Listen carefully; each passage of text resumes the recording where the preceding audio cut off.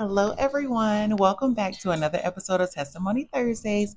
I'm your host, Dr. Jazz, child of God, physical therapist, author, mentor, all the above. And I have been slacking the last couple of weeks, y'all. I haven't been podcasting, but I am back and it's been a lot going on. So we're going to hop right into the scripture and we're going to do some talking. It might be a little loud today, too, because it's windy, but it's still hot. So forgive me if I'm a little sweaty. So our scripture is going to be from Psalms 1 through 3. Oh, the joys of those who do not follow the advice of the wicked, or stand around with sinners, or join in with mockers. But they delight in the law of the Lord, meditating on it day and night. They are like trees planted along the river bank, bearing fruit each season. Their leaves never wither, and they prosper in all they do. So, with this scripture, I would say verse 3 really stands out to me. They are like trees planted along the riverbank, bearing fruit each season. So it doesn't say bearing fruit all the time, bearing fruit, every day. Excuse me, y'all, it's hot. It says bearing fruit each season. And I think that's important to notate because we go through different seasons in life. And this season right here, I'm going to call it for me, is if it's not one thing, it's another. Okay. It's a lot going on. Thank God my hair is done because that's just another thing that I would have to deal with. I know that sounds shallow, but seriously, I'm like, thank God that that's taken care of. But I've been going through it, y'all. It's like, so I'm gonna do a little vent session first, and then we're gonna get into what we're talking about today. But so a couple of months ago, I went to go see Mama Tina, Beyonce's mom, at her book tour, and it was amazing. It was refreshing. Like if you have not read The Matriarch, I highly suggest it. It was just well written. I listened to the audio version, and it was so good. And I'm still surprised at how much Mama Tina let us in on. But my favorite part was definitely when she was talking about um tithing. Like she grew up in a very religious home, but she grew up poor basically, and she would get upset with her mom when her mom would tithe because she's like, Mom, like we barely have enough money to get food. So but now she's reaping what she's sowing. Like her, it's generations of wealth now because of her mom's obedience. So I just thought the whole book is phenomenal. Like Mama Tina is just amazing. And yes, so I was glad I got to see her in person. I got to meet her. Um, but when I went, it was in California. I went to the one in California. And when I got there, it's basically I flew in the night before, and then I had to get my hair done that morning. So I stayed in LA, but I had to get my hair done in Santa. I can't even remember Santa something, and that was like 30, 40 minutes away. So I was getting my hair done. I had a rental car. The rental car ends up getting towed. When I say I was, and then I was stressed because I had the meet and greet ticket. So with the meet and greet, you have to be there at a certain time, or like you're gonna miss it. So I was just stressed. So that happened. Um, then, but everything worked out. It was fine. Then I ended up, I've been having tooth pain for like the past year. So I had to get a root canal, and that was like thousands of dollars. And I was like, Lord, what in the world? So I'm just really trying to save my money, pay off my debt. Like I'm really trying. I'd be like, God, you see me trying. Like, I'm trying not to spend money on like foolishness and all that stuff, and not trying to um bully my girl B Simone, but I feel her when she was like, I can't go to Bloomingdale's. I have to go to H&M. I'm like, sis, I have to take it a step down even further. Like H&M is my store though, but still it's like I can't even get stuff because I'm trying to pay off all this debt. It's really, if it's not one thing, it's another. So that happened. Tooth root canal, got all that fixed or whatever. Still paying the bill. Crazy. Then a couple weeks ago, I was like, you know what? I'm gonna do things that are free. Like I'm not about to keep spending money. So I live up the street from the water park. So I have like a platinum membership, or whatever. I pay a monthly fee. It's only $5, but I get in for free whenever I want to go. So, and I can bring a friend. So I told my friend, I was like, hey, let's go to the water park, like all this stuff, not trying to spend that much money. We go to the water park, we're in the lazy river, we're just having a good time. I had my water pouch for my phone. We get out the lazy river, we go on up like water slide and stuff, just hanging out. So then we get back, whatever, we leave the water park. I come back, I'm charging my phone. I forgot my phone got wet, even in the water pouch. So then my phone stops working. So I'm like, what is going on? So I go to Verizon. Thank God I still have my work phone. So I go to Verizon and I'm like telling them, like, hey, like I need a new phone. Clearly this phone isn't working. Like I need the cheapest option. Like I cannot spend no more money. Like all this stuff I'm telling them, right? So the man was like, yeah, like you need a new phone. Then he was asking me what kind of water pouch I had for the water park. I'm like, sir, I'm not, listen, I just need a new phone. Like, if I wasn't a child of God, I swear I would be saying so much more. But I was just like, I just need a new phone. Yeah, yeah, yeah. I knew the water pouch. Yeah, blah, blah, blah. So he's telling me like, yeah, you can, it's time for your upgrade. You can upgrade the phone.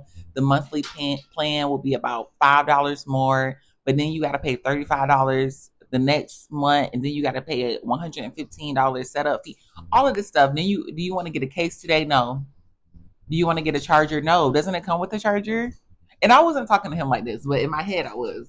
I was like, no, like, doesn't it, come with a charger? And he was like, yeah, but it's only 3 inches. I don't care if it was 3 centimeters. I don't.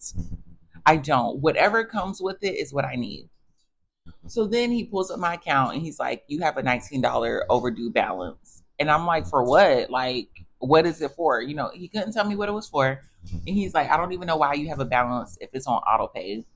So I'm like, what? So then he's like, you need to pay that. So I'm like, mind you, my phone is like going in and out. So I'm like, okay, let me hurry up and do Apple Pay because like my phone is gonna give out any second. Like the screen was black, like it was just crazy. And he was like, oh, you can't do Apple Pay for this. Do you have cash or do you have your card? No, I don't. It's 2025. I don't have cash or a card. It's at home. So he was like, well, you have to do that or it's not gonna let me bypass getting you a phone. So I drive home. Mind you, this is like at 8:20 p.m. and they close at 9. So I drive home, go get my card, drive back, pay the $19. He has the phone for me. He's like going through what it takes to like set up all these things. And then at the end, he's like, oh, you still have your insurance with you too. So if you need a new phone, like if it damages, you can just pay $99 and they'll ship you a new phone. I said, do I have that now? He was like, yeah. I was like, why didn't you tell me that when I walked in? Why didn't you tell me that? You just made me pay $19. I don't know for what. Now you're trying to make me pay 115 and an extra month. What? No, I am in my era where I have more month than I have more money. Like, no, no. So I'm like, run it back, put that phone back where you got it from, and help me figure out how to get the insurance. So at this point, he's irritated, and I'm like, I don't care. You should have led with this. Like, so at this point, he logs me into the Assyrian. I think that's how you pronounce it. It's the insurance thing, and then you I couldn't. I don't know what my password was. The pin. I haven't had a new phone in like 2 to 3 years. Like, so I don't know. So he's helping me log in, and I'm using like you have to send a code to my phone, and my phone kept shutting off. It was just a whole thing. So I finally get logged in on their like Verizon tablet thing. So Verizon, count your days, like for real, count your days. So I log in, and then it's like 9 p.m. and like his system stopped working. And he's like, well, since you're not getting a phone from here, like you can basically do this on your own. No, I can't. Because you should have told me that when I walked in here on the verge of tears and I said I need the cheapest option. That should have been what you led with. Like, I understand everybody has a job, you try to make money, I understand. But you could have been like, hey, I'm gonna have you go through this, but while you're here, do you want to buy a case, a water bottle? Like you could have did something else. So I was like, no, we're gonna figure this out together. So then his system stopped working. So I had to log in on my work phone and stuff. And then I ended up paying the $99 and it came within 2 days. So that happened. It's just been a lot. Then the whole tsunami thing happened here, and that was a mess. Traffic was a mess. Gas was a mess. Like, and what that taught me is that I am unprepared, y'all. Like, my phone, both of my phones, work phone, personal phone, was battery was low, gas was low. Did I live by myself? So I'm like, I rarely have food in my refrigerator. I eat out a lot, and that's another problem. But I was just unprepared. So I'm like going to the grocery store trying to get gas. Like, I had to go pick up my friend's kids because she was downtown, and downtown it was like standstill traffic. Like, my coworker came over, her boyfriend, the dog. Like, they came over to my place because I live on high ground, so I don't live in a tsunami zone. Thank the Lord.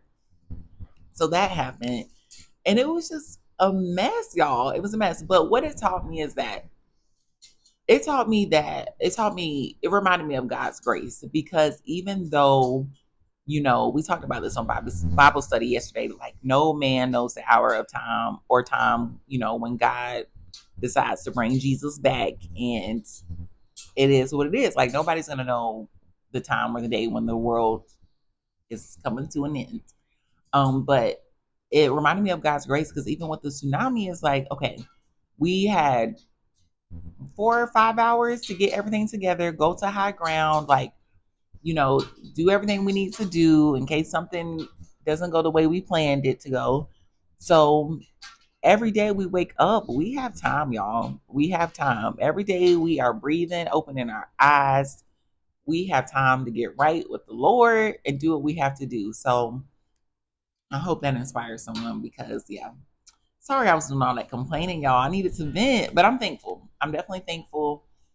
I have survived 100% of the bad days so far. He hasn't let me down yet. It's a season. It's a season. And like how Psalm says, the fruit is going to bear in the right season. So we go through different temporary things to get to where we need to be. Yes. All right. Some more fun things that I've been involved with lately. I went to the National Association of Black Physical Therapists conference in Atlanta, and that was so much fun. I cannot wait till next year. I'm definitely going again. I highly encourage you to become a member and be a part of this great organization where we can network and meet awesome people. I mean, I've met so many people that I was like, wow, y'all are so inspiring.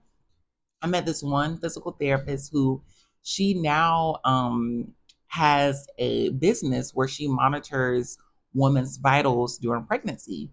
So she has saved so many lives. She has a podcast too. I was listening to her name. I forgot her name. Forgive me. But I am going to try to get her on my podcast to interview her.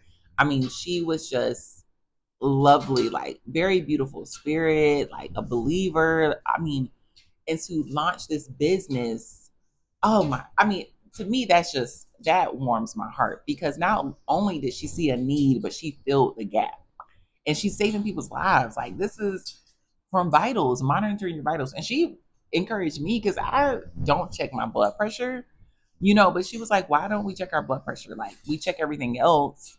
Why don't we check our blood pressure? Why don't we know our norm? Like, we need to know these things. So when something feels off, we can hop on it as soon as possible, because now people are getting diagnosed with strokes and heart attacks at younger ages. And I think it is because we're not checking our vitals and we're not making those changes. So I've been checking mine, and I'm like, oh my gosh, like, my blood pressure is high.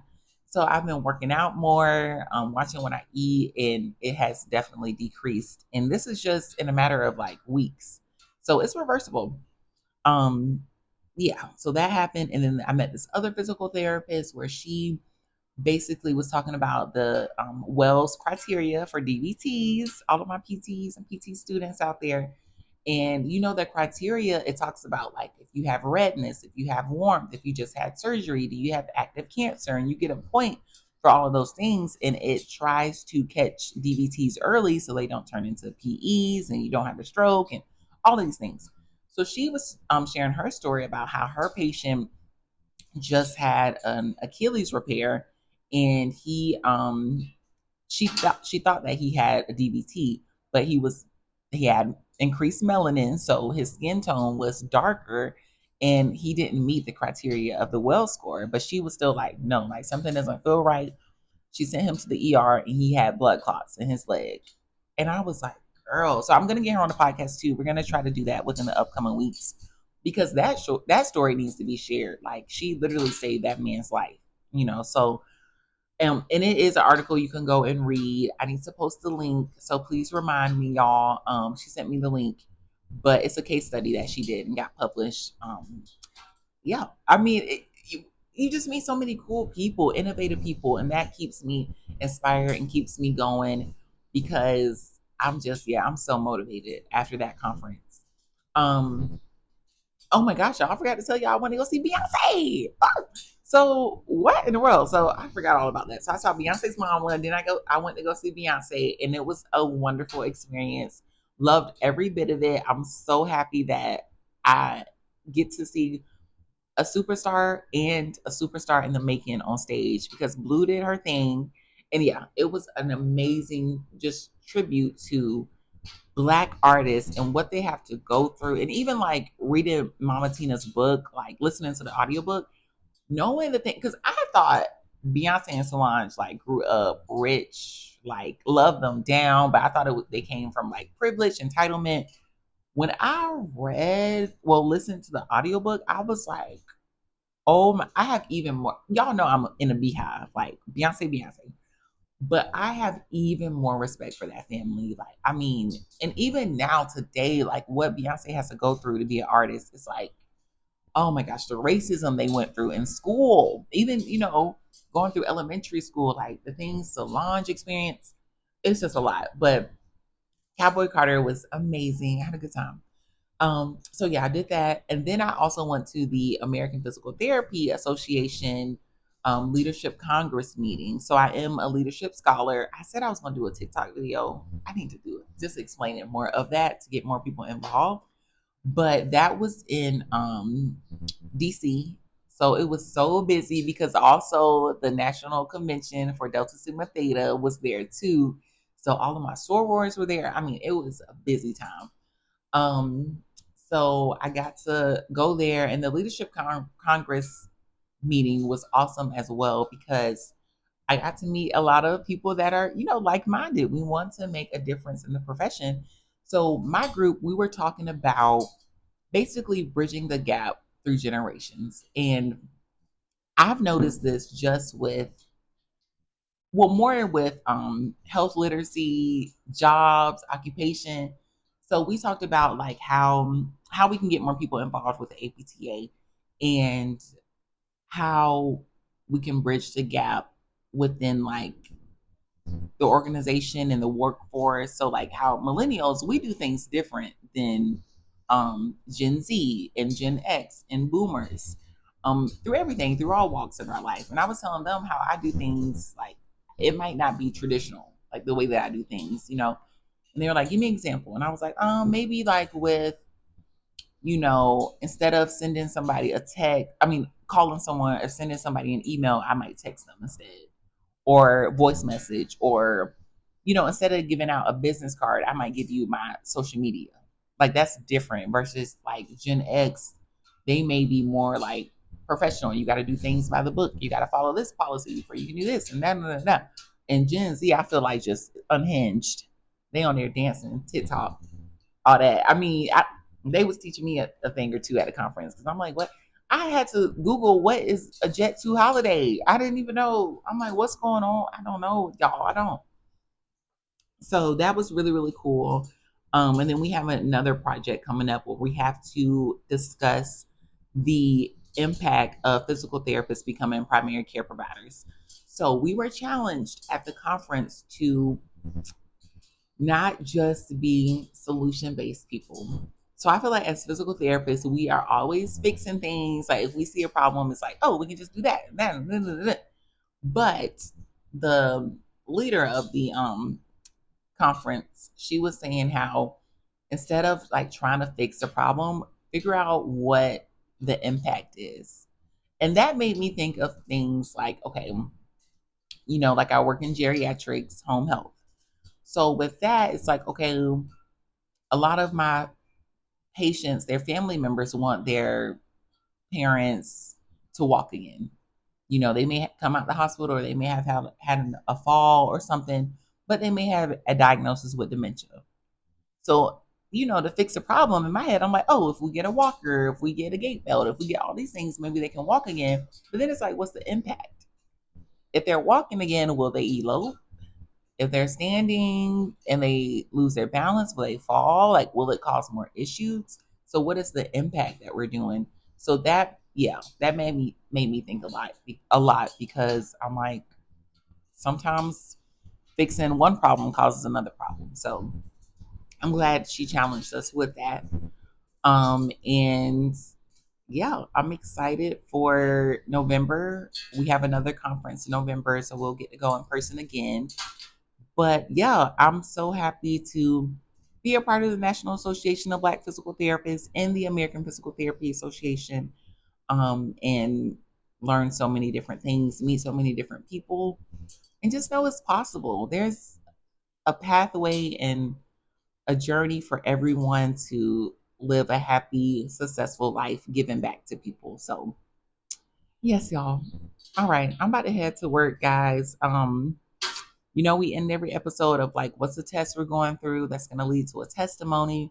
And mine is definitely just debt. Like, it's like every time I walk out the house, it's $100 just to walk out the house. So that's my testimony. I am so ready to be out of debt and just be financially responsible. So that's something I'm still working on, y'all. But yes, thank you for listening. I hope y'all got something out of this episode. I will see you all next week. Like, comment, subscribe, follow Testimony Thursdays on Instagram, TikTok, YouTube, of course, and follow me on my business page, Dr. Jasmine Blocker. All right, y'all. Until next week, thank you for listening.